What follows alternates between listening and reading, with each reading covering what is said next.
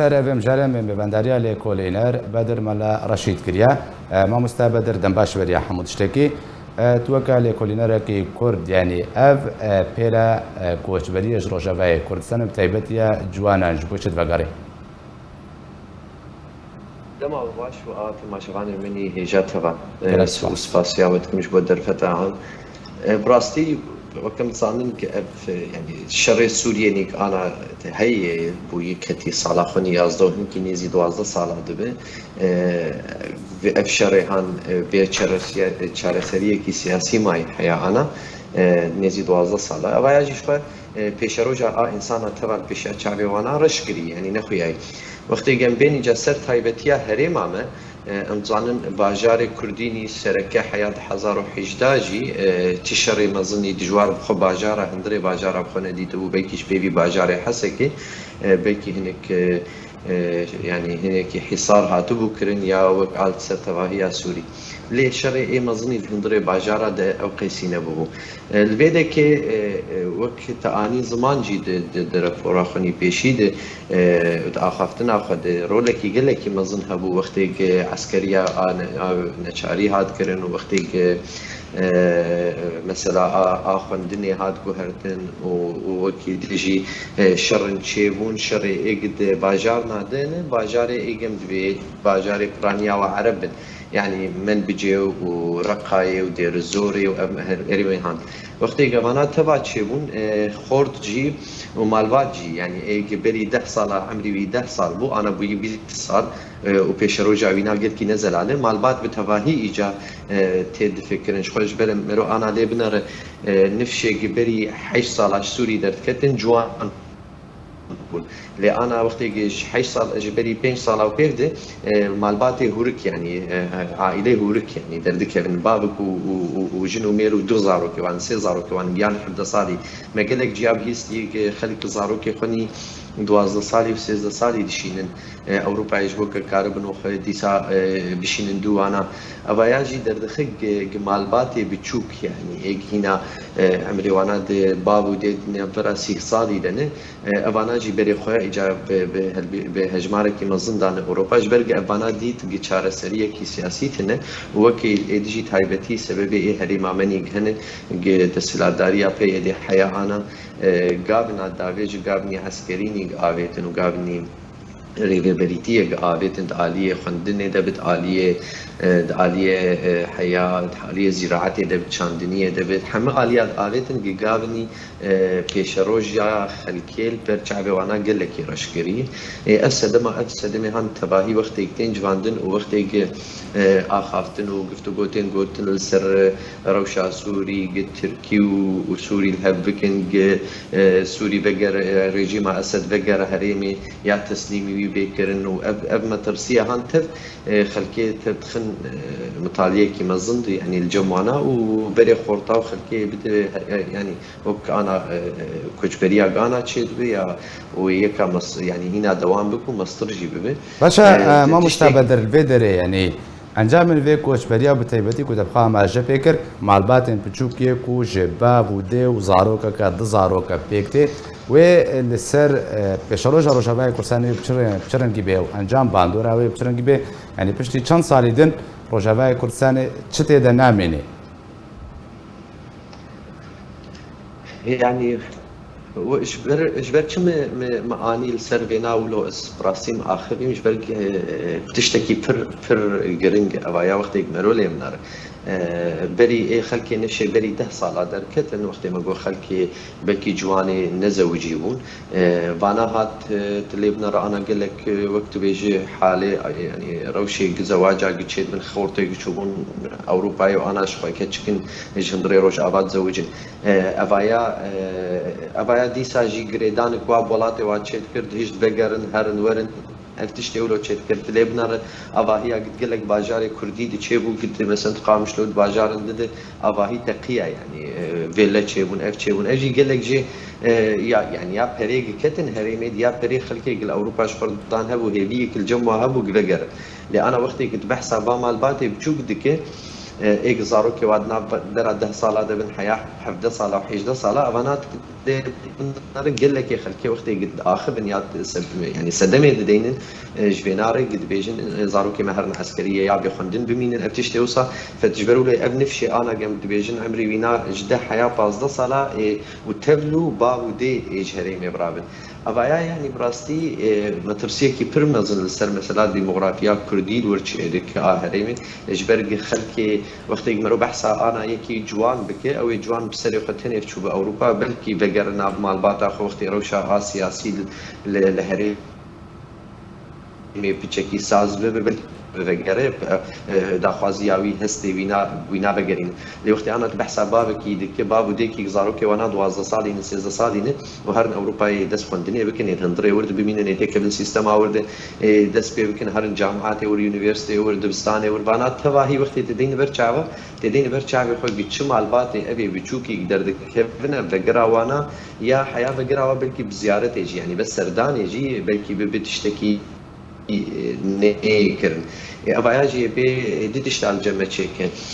وقتك أنا بحث يكج عليه أبوري بيجي ديسا ويكج عليه ديموغرافية وقتك بحث باخلكي كارن دركبن دكن أفخلكي إيجم جوارد بيجن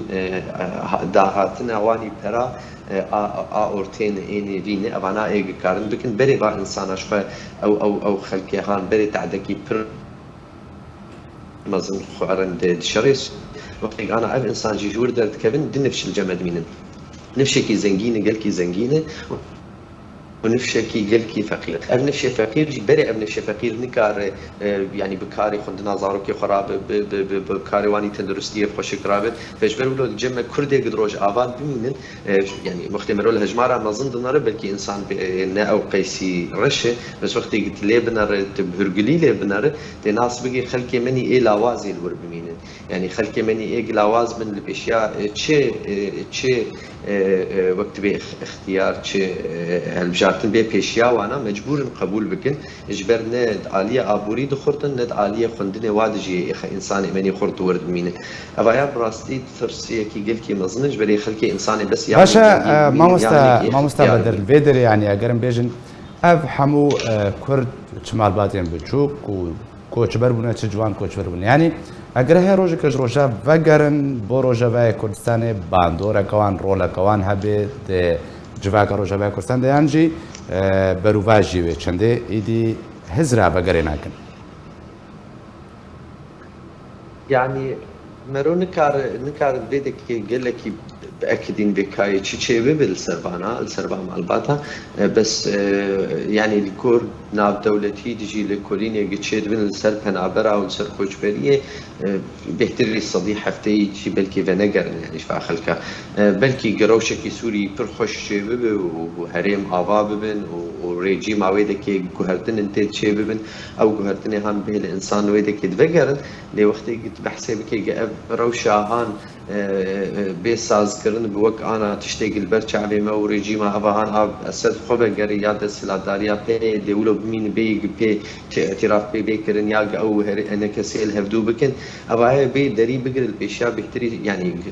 صديق بكي نوطو نهجي اذا خازا كسكي دفقر دتنب اجبر يعني او سدمي دركتنا با انسان هنيك جوانا جهوليرا نبن ابي انساني هان بنقر جبرولو براستي بقرا انسان قال في ضعيف يعني باشا شارع ما مستبدر يعني بدري شارع نهاجر مثل شارع راوستن بيس شوري كرن حتى كو ايدي كوچبريج روجاباي كردستان چنبه گوهارتنا ديموغرافي چنبه تشتك بنابي روجاباي كردستان كناها جبر بي كوچبريه كو بمنيو كخوا نكو برب نماني ببچي شارع چيا يعني براستي شارع باتشتاز برانيا ويد سياسي دي يعني برانيا او آليك ديجي وينا هي دا آليك فيركرنا مش خلكير يعني إنسان يقارب جيانا خدور دبكة حياة ساعات عداوي جور درنك يعني خلكي هريمي جور درنك بن شقيسي أظن زحمتي وينا قل لك مزنة أز يعني أزوينات شوبين برج وقت دسبيكا شورش ومالباتي متبع الورهن وزحمتي كويني برمزن هي وقت قد بيك عربات بين تبي قل لك تشتهني يعني إيبك بجان إيبك يعني تشتي جياني سركني قلورن كيمن وتنن لێ حەیاک ژێکی وەرگ دەرنەکە بژ دەربە ئەوەیە خزمەتێکی پڕ مزن جملەتی خۆر بکە لێ دیساژی ئەف چقێسی مەرۆ داخوازیە خەلکێ بکەش بێنە خەلک مەجبورن پێشەرۆژا زارۆکێ خوا و پچێکی هینێکی وەکت بێژە ئاشتیەکی بگەرن یعنی لە ئارامیەکی مێژیەوە ئارامیەکی ببین لێ ئەv تەواهی ئەڤژی بخوا نکارێت باندوری لێ بکە وەختی گرەوشا سیاسی نەیە گوهرتن ئۆژعالی وەختی مەرۆ بەحسا ڕەوشا سیاسیژی تکل بەر سێ تشت دەردکەون هۆلێ مەسەلا بەگەرا ڕێجیمی ئەو یایای پڕ تشتێکی نەباشوێ دیسا یا دەر شەڕێکی مەزن چێ ببێ دیساش نابەرە فەسەدێ و ئالیە ترکی دێ ئەڤژی گەلەکی نەباشویش بۆ خەلکی هەرێمی دمینە وەک 10 ساڵ داخوازە خەلکی منی کوردستانە سووریە داوێتکن گەنەکە سێ و پەیەدێل هەفکردنێکی بکن ئەڤایاژی بێ زمانین یعنی بەری چ شەڕێگە چێت بێ یا وەختێکی شەر پشتی شەر چێت بێ پەیەدێ گاو ناداوێژی پشتی ئبل ئالیە هەفکردنێ بێ یا وەختێک مەترسیل سەر هەبن وەک بەری مەهێکی دمەها سر مثلا اپراسیونی و حیا آنجی گام ناداویج یا آخافتن ناداویج ام سورین دبیجه ام جسورین ام تخازن هب کردن يمكن ام بشتی که ام ترسیه هان کم دبن تبین دیسا بیرقی پارتیا کارکری کردستان تین هلدان و دیسا بدگرن آخافتن خونی بری و دیسا بی ام کسی که هب کردن قبول نکن یعنی به پی دید هندره خود که دروش و برجواندیه او پچکی ملت منی لاوازی فقیری لور مایی دین برچعبی خو نبرجواندیه خونی ایدئولوژی و پارتیا خونی تواهی و بیج ازجبات اشتهان بدکشینیم یا انا کسی رونن هریما کردستان رونن داخوازیه کی بکن گل هف کردن کی بکن گل رژیم نکار ببگرده وی هریم هان بوی رنگی رژیم تخازه اجبارك وقتی رژیم بگیره یعنی پره خلک ما دجایتیاوی کردن اپوزیسیون رژیمی کردن یعنی پره خلک ما کردستان سوری و اوایاجی دری کی وکی انه رژیم دوا بگیر یعنی رژیم جبیرانا که اسد تشتی في حياه انا خلک بدگرن سوری دفتر وانی بری 10 سال او بری 15 سال بدکود بیت الفلان دری خدر کتب خو پیشندانه کی رژیم جمرج جبیرانا که فبگرا وینا بری وی تشتی درخه یعنی هوله نگی جاهنك بلكي تشاردير ناف دولتي ورن او جي تشتكي بر زحمته ونخوياي تشتكي وصاق نابي يعني حياة انا يعني حياة انا قالك سپاس جوي ليكولينر بدر مال رشيد كمروي قالك سپاس مستعان